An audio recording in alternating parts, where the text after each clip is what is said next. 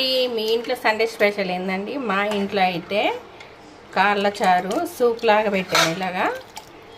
అలాగే తలకాయ కూర,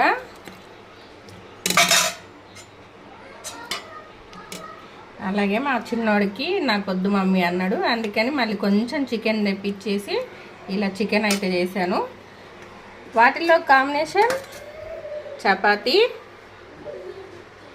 అలాగే వైట్ రైస్.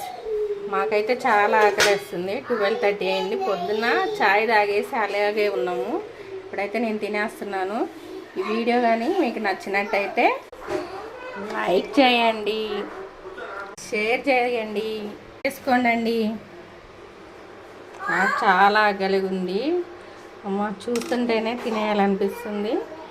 అలాగే సబ్స్క్రైబ్ చేసుకోవడం మటుకు మర్చిపోకండి. సబ్స్క్రైబ్.